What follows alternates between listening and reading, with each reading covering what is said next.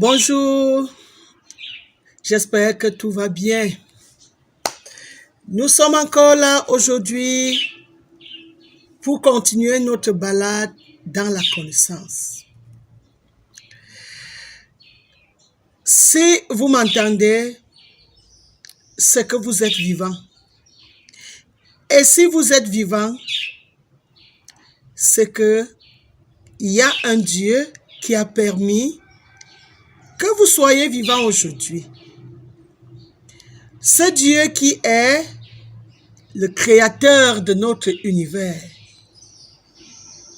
Maman sagesse, l'être premier qui était au commencement de toutes choses. L'immaculée conception, la Vierge. Cet être qui était au milieu du vide, en réalité, qui pouvait donc entrer en contact avec lui. Il est resté vierge jusqu'à aujourd'hui, car dans sa nature là, il est seul dans cette nature. Cet être qui a pensé, qui a réfléchi, qui a imaginé, qui a conçu. Cet être qui a créé des stratégies, des formules, des méthodes, des techniques, des procédures pour créer cet univers. C'est lui qui vous a permis d'être là aujourd'hui et avoir vos sens pour pouvoir m'écouter et me comprendre. Aujourd'hui, je veux qu'on s'attelle un peu sur des mots comme éternel. Qu'entendons-nous par éternel? Éternel, c'est un temps extrêmement long. C'est ce qui n'a ni début, je veux dire, ce qui n'a ni commencement, ni fin. Éternel, c'est perpétuel, infini, ininterrompu. Éternel, c'est continuel, pour toujours. C'est Dieu qui est éternel.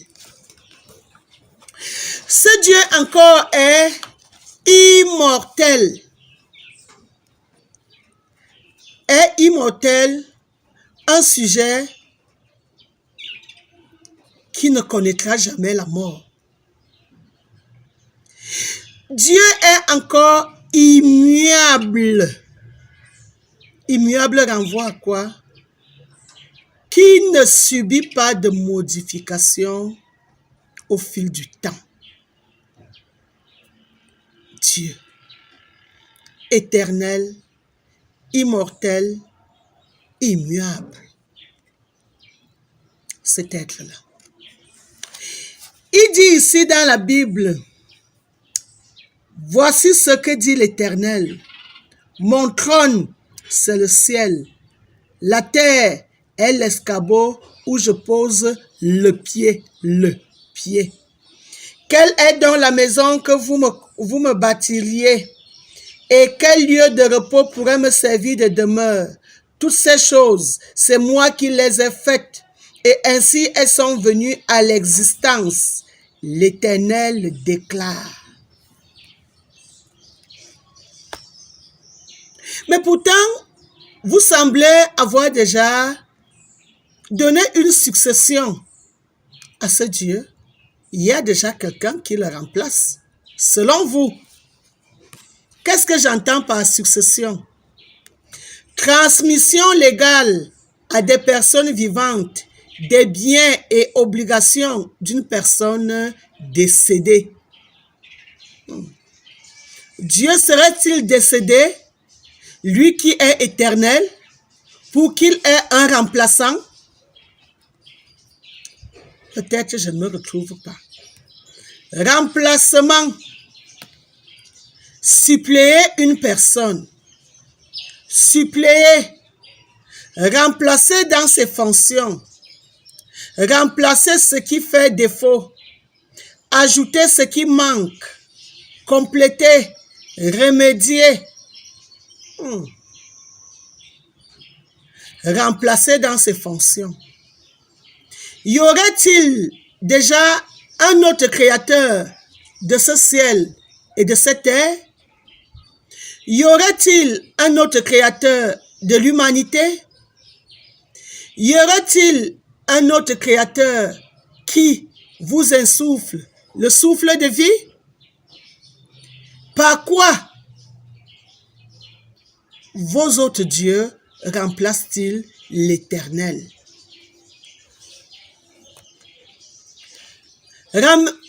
J'ai comme impression que vous ramenez le règne humain au règne divin. Des petits mots, des petits adjectifs que j'ai prononcés là, éternel, immuable, immortel, l'agent Homo sapiens ne répond à aucun de ces critères. Car nous naissons tous bébés, nous entamons une métamorphose, on évolue de bébé à adolescent, adolescent, adulte, adulte, plus tard, vieux, vieux, vieillard. Ça veut dire que nous ne sommes pas immuables. Mais Dieu, lui, il est immuable. Avec ces mots, ça veut dire qu'il n'y a jamais eu de Dieu parmi les humains, que ce soit de race blanche ou de race noire, que ce soit de sexe féminin ou de sexe masculin, que ce soit la fonction. Ah, quelque chose me revient là. Il y a eu succession au niveau des papes depuis que moi je suis né. Quand j'ai pris conscience, j'ai trouvé le pape Jean-Paul II. Le pape Jean-Paul II est mort le 2 avril 2005 à 84 ans. Il a eu pour successeur Benoît XVI. Le pape Benoît XVI est décédé le 31 décembre 2022 à l'âge de 95 ans. Mais sur le trône de pape, le pape François Ier a succédé au pape Benoît XVI qui a démissionné presque une décennie avant sa mort physique, des causes de santé et autres. C'est là où on vit les successions. Et tous les papes sont les successeurs de Pierre, l'un des apôtres de Jésus.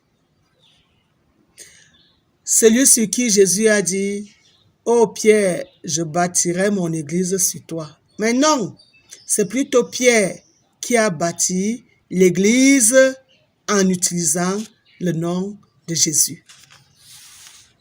On peut utiliser le nom de quelqu'un sans que lui-même ne soit concerné dans ce qu'on fait avec son nom. Ainsi, faites attention quand vous dites au nom du Père et du Fils et du Saint-Esprit. Est-ce que celui dont vous utilisez le nom est en accord avec vous dans l'usage que vous faites avec son nom? Revenons dans Dieu. Lui qui est omniprésent, omniscient et omnipotent. Il arrive que dans la succession, qu'on succède dans des choses de même nature. Tout à l'heure, en parlant des papes, on a vu que ce sont des êtres humains de la planète Terre qui ont eu des cheminements un peu différents, mais qui tous ont été dans une même religion, ont accédé à des postes et un jour ont été votés et devenus des papes. Selon vous, qui peut donc remplacer l'Éternel, le Créateur de l'univers, l'Immaculée Conception, le seul qui a tout pensé, réfléchi, imaginé, conçu, tout ce qui existe. Quand vous lui donnez déjà un remplaçant, beaucoup aujourd'hui, dès que tu parles de Dieu, ils te disent Jésus-Christ. Dès que tu veux même dire Dieu, on te dit Jésus-Christ. Comment peut-on comparer le créateur de l'univers avec quelqu'un qui est né, qui a une généalogie, qui a une famille? Dieu aurait-il déjà une famille? Qui est le Père de Dieu? Qui est la mère de Dieu? Lorsqu'on parle de Dieu en termes de « nous sommes ses enfants », je vous ai déjà donné la clé du parent. La clé du parent, c'est la transmission. Au niveau de la clé des parents, nous avons 4 niveaux de parents. Le parent par création, le parent par procréation, le parent par adoption, le parent par formation. Dieu le Créateur est le parent par création, parce que de lui est né tout ce qui existe. Alors, si je prends l'échantillon Jésus-Christ, je balade avec lui au niveau des 4 parents. Serait-il le parent par création? Non. Serait-il le parent par procréation? Non, car chaque être humain a ses parents. Et celui que Jésus appelle Père, ce n'est pas le parent par procréation. Je reste avec 2 parents. Là encore, vous m'avez dit que, Joseph était le père par adoption de Jésus. Alors, quand il appelle Père, est-ce que c'est Joseph qui l'appelle? Non. On reste avec un seul parent. Le parent par formation. C'est le seul parent qui sied à la parole de Jésus qui dit « Si tu m'as vu, tu as vu le Père ». Parce que ce n'est que dans la transmission de l'art que quelqu'un est capable de faire la même chose que celui qui l'a enseigné. Or, vous avez tout de suite dit que le Père dont Jésus faisait allusion ici, c'était le créateur de l'univers. Alors, Jésus a été formé dans quel art? Dans l'art spirituel. Est-ce que l'art spirituel renvoie déjà au Dieu créateur de l'univers? L'art spirituel, c'est cet art que vous êtes en train de chercher des pouvoirs à gauche et à droite pour voir au-delà de ce que l'œil humain n'est pas capable de voir, pour vous apparenter à des dieux, pourtant vous ne l'êtes pas. Est Dieu le seul, l'unique, le vrai, le créateur de l'univers. Maman Sagesse est son nom. Moi, Bouquet, je veux dire Maman Bouquet, je vous reviens très bientôt.